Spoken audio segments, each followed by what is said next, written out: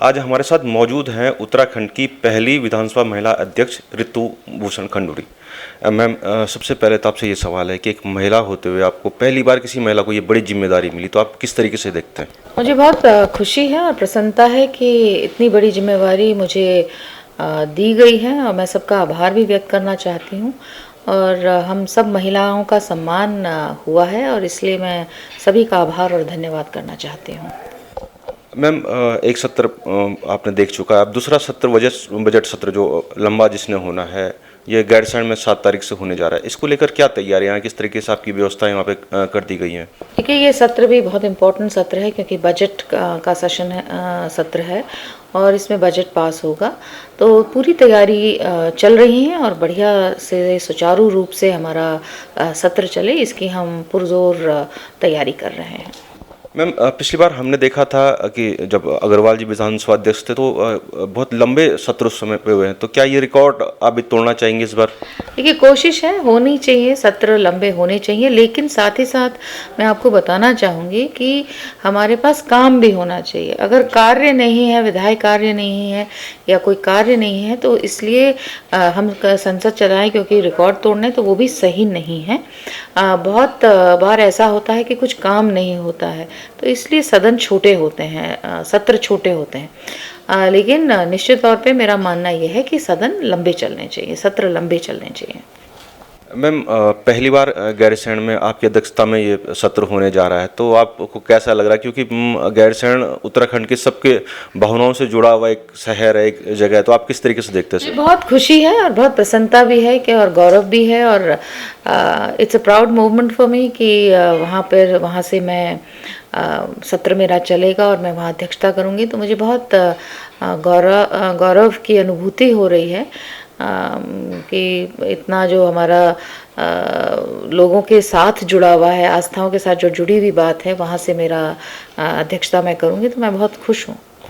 गैरसैंण ग्रीष्मकालीन राजधानी भी बन चुकी है, लेकिन जो विकास गैरसैंण को होना चाहिए था, जो मिलना चाहिए थे, वो विकास वहाँ तक नहीं पहुँच पाया। तो आप किस तरीके से देखती हैं? अभी 5 साल का कार्यकाल आपके पास है, तो किस तरीके से यहाँ के विकास के लिए आप योगदान देना चाहेंगी? देखिए, मेरा प्रयास ये है कि हम जो हमारी गैरसैंण में जो हमारे विधानसभा बनी है, वो धीरे धीरे 365 दिन काम करे। एकदम तो नहीं हो पाएगा, लेकिन अभी हम कुछ आइडियाज़, कुछ प्रोजेक्ट्स लेकर आ रहे हैं और कोशिश ये रहेगी कि शुरुआत में 2 महीने चले, 3 महीने चले, हमारे जो सरकारी दफ्तर हैं वहाँ अपनी ट्रेनिंग्स करें, अपने प्रोग्राम्स करें, अपने सेमिनार्स करें। तो जैसे जैसे विधानसभा चलने लगेगी, वहाँ लोग आने लगेंगे, तो निश्चित तौर पर उस इलाके का डेवलपमेंट भी होगा। तो ये प्रयास है कि हम ज़्यादा से ज़्यादा चलाएं, उस जो भवन है, उस भवन में लोग आते रहें, जाते रहें और वहाँ चीज़ें होती रहें। अगर ऐसा होगा तभी वहाँ के विकास भी होगा, डेवलपमेंट भी होगा और इतना सुंदर हमारा भवन है वो भी बचा रहेगा।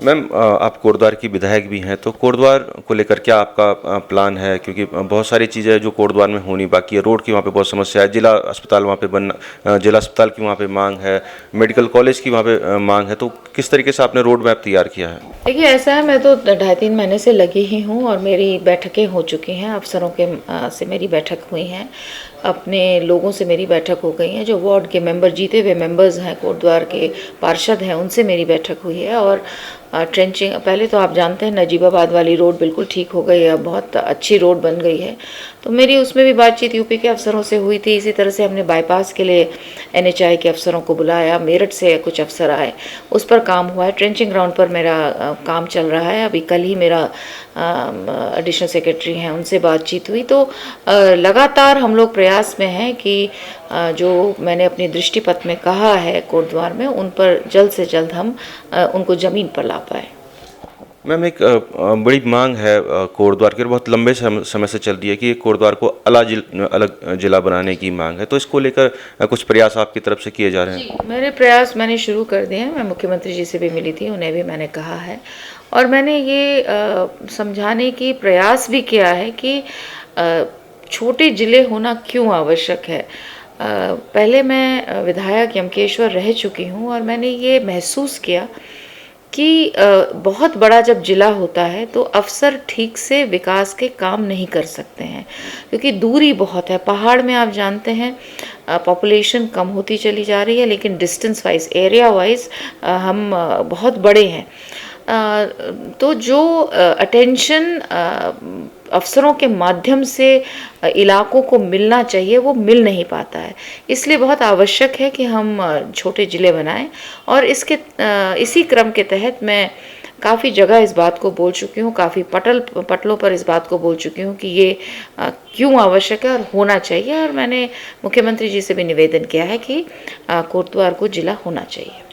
मैम आखिरी सवाल, एक और बड़ी समस्या आपके क्षेत्र में है जो लाल ढांग चिल्लरखाल मोटर मार्ग है, और लंबे समय से वो बन नहीं पाया है। पिछले विधायक जो थे उन्होंने भी काफ़ी प्रयास किया, लेकिन अभी वो बन नहीं पाया। उसको लेकर क्या प्रयास आपके द्वारा किया जा रहा है? देखिए, उसमें भी मेरी बहुत बैठकें हो चुकी हैं। मैंने PWD सेक्रेटरी, फॉरेस्ट सेक्रेटरी, सबके साथ उसके साथ बैठक की है, और मुझे लगता है जो प्रयास अब हम लोग कर रहे हैं उसमें निश्चित ही हमें सफलता मिलेगी, और जल्द ही लाल ढांग चिल्लरखाल को जिस रोड को हम जिस स्वरूप में देखना चाह रहे हैं वो जल्द होगा। धन्यवाद मैम। तो ये थे विधानसभा अध्यक्ष हमारे साथ, और साफ है कि कहीं ना कहीं जो छोटे जो ज़िले हैं वो बनना जरूरी है। और पहले भी भाजपा में बात उठी थी कि कोटद्वार अलग जिला बने, और जिस तरीके से मैम काम करी तो उम्मीद है कि इन 5 सालों में कोटद्वार एक नया जिला बने। कैमरा पर्सन मोनू कश्यप के साथ पंकज गेरला, देवभूमि न्यूज़, देहरादून।